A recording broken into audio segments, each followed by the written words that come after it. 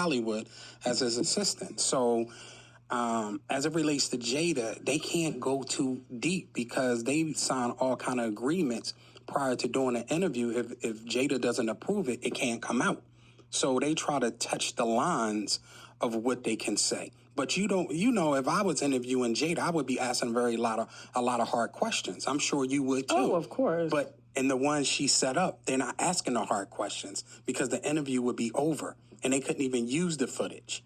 See, that's what I'm saying. You gotta when you're on the inside and you see how these big operations work. Now I know I would have asked her, well, hey, you did X, Y, Z. Well, you lied here. This is what you lied about. This, and that. Like, do you care to? They can't say that because the interview's over and they can't use the footage. So they'd rather take the lies to get the views. And then once again, people are now confused. This is, man, this... It's just the more she speaks, the more confused we get, you know? Well, the more lies she tells, the more, listen, you ain't got to say it, I'll say it for you. You can't remember your lies. Like, is it your son that introduced you to shrooms or you introduced your son to shrooms? Which one was it? And to me, as a parent, you have no business saying your son introduced you to no motherfucking psychedelics. Like, come on. Right. Like, you the fucking parent. Right. It's just, and I feel like she's trying to blur lines and make shit acceptable because I feel, in my opinion, she still dwells in a lot of that shit. She still lives that life. Of course. Oh, what are you talking about? She's in that bubble. Man, you gotta, see, you never been to the house before, but this thing is an estate. So, I mean, whatever you want, you work for $500 million and the world is at your feet. And people, you want to be worshipped, you got the kind of money to do that. You want drugs, you going to get it. You want men, you going to get it. You want women, you going to get it.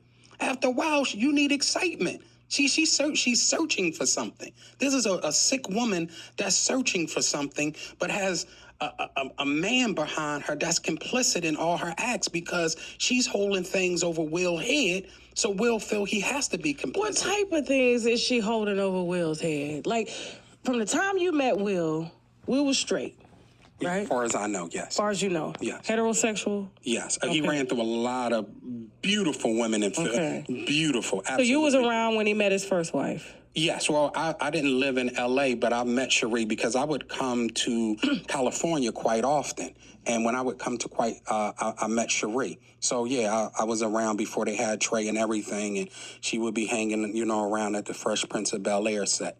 Okay. So, is it, in your opinion, do you feel like Jada intentionally took Will from Sheree? Or were they truly having problems? Well, of course they were having problems, but once again, Jada was the woman that everybody wanted. And Will needed that validation to have that type of woman. Although Sheree was beautiful. Yeah, she's beautiful. Yeah. But Sheree wasn't doing no movies. All the big guys in Hollywood wasn't trying to, celebrities weren't trying to get at her. It was Jada. So Will was like, oh, I got to have that. He got to have that. So it was Will the one that stepped out of his marriage? What Jada didn't really have to do anything, but be herself. Yeah, I mean, they were already going through it because there were some alleged things that said that, Cherie caught Will in bed with Benny Medina. So... Who? Yeah, Benny Medina. Benny Medina is who the Fresh Prince of Bel-Air is based off, and he's a, big talent manager. He had J-Lo, Puffy, a bunch of other. He had Will at one point, and, he's a known homosexual as well, and, he presents that. So, yeah. Did you ever talk to Sheree about that to get confirmation? Well, I didn't need confirmation because, I saw the interaction between Will and Benny Medina. So it's a funny. What was their interaction? So this is crazy. So now here's the scene. I'm coming from Philly, the streets of Philly, but I'm coming back and forth to Los Angeles, right? Okay. So their that entertainment culture is different. Talking, yeah. I know you don't drink. No. I'm gonna drink for you. Okay. Go ahead. And so I'm hanging out at the Fresh Prince of Bel-Air, as I do when I go out there, and I'm in Will's dressing room. There's a bunch of guys from Philly or whatever the case may be, and. Benny Medina hollers down the hall, well, I'm going to come see you in a minute. So, so he comes up there in a few minutes and he pokes his lips out like he's going to kiss Will, right? And I'm like, oh man, I gotta beat the shit out of this dude. Do we pack him? Like, all right, well, I'll just wait because I'm, I don't know this culture, right?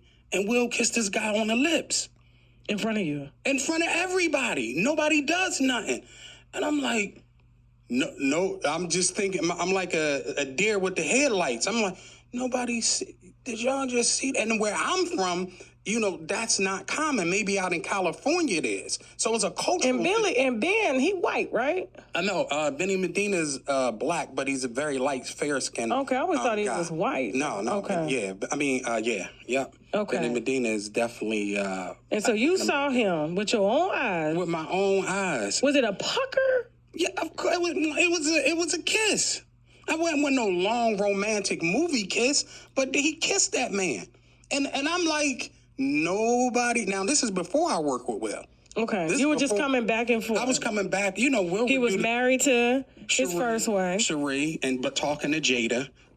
But at this time, it's like,